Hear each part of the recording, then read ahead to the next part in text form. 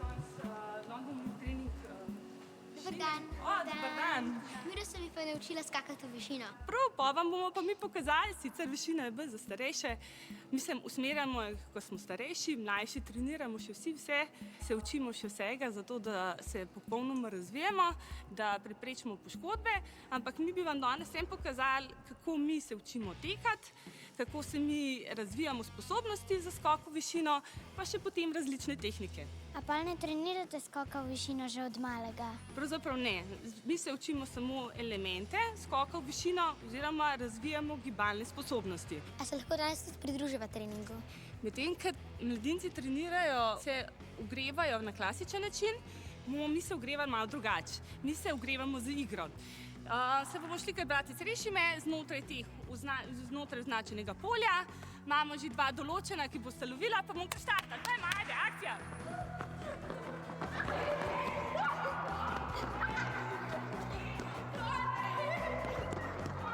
Katere vaje pa delamo, da se naučimo skakati v višino?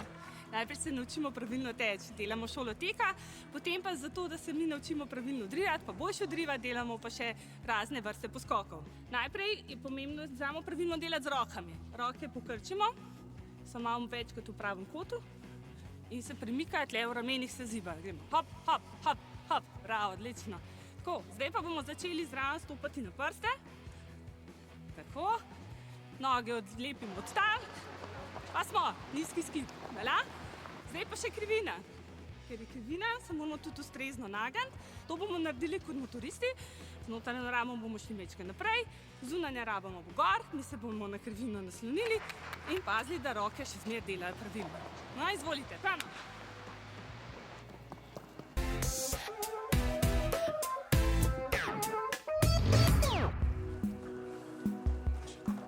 Ste ogreta? Ja. No, odlično. Zdaj vam predstavim starejši del ekipe. Monika vam bo najprej predstavila obuvala, ki jih mi potrebujemo, ko smo starejši, da lahko varno skačemo in tudi bolj učinkovito skačemo v višino.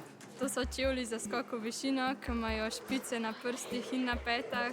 Niso tako kot ostale šprinterce, ki imajo pa špice samo na prstih. Zakaj pa imamo te špice? Zato, da nam na odrivu ne spodrsne, ko moramo tako visoko odriniti.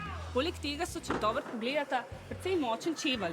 V tem čevlju, ta čevelj nam daje tudi oporo vsem našim stopalom, da ne pride do kakšne poškodbe. Bomo mi naredili eno vajo, ki je za učenje preleta lestvice. Tukaj le se bomo postavili. Začeli boste tukaj. Vzame zalet, so nožno odrine in skočiš na hrbet. Uraš, ti že poznaš. No, ajde, potem je pa Uraš bo pokazal, da ni treba meni. Evo, čez. Evo, super, lahkoto. To, kar ste zdaj delala, je bil sonožen odriv in v bistvu vaja za prelet. Pri skoku v višino pa odrivamo z eno nogo. Imamo 3 tehnike, oziroma skozi zgodovino se je tehnika spreminjala. Pokazali bomo tehniko škarice. Ta je v bistvu bolj zato, da se mi sploh učimo pravilno skakati. Potem nam bo Stanka pokazala, kako se je včasih skakalo na tehniko streden. Na koncu pa nam še pokažejo, kako izgleda ta prav flop, tako kot se tudi danes tekmuje.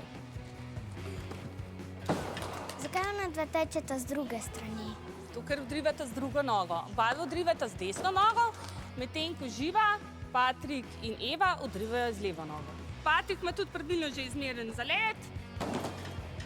Zdaj pa bomo še konec vam pokazali, kako za primerjavo malo bolj optično, kako visoko naši atleti skačejo. Vas bomo obrisali na tem kartonu, karton postavili pod palico, nato pa prosili naše atlete, da skočijo čez. Vala, kjer se bo prvi legel gor, da ga navišemo? Ok, pojď. Takole enega angelčka. Nič ne bo hudega, Aljaž. Sam kakšen 6 palasa. Ja, hvala.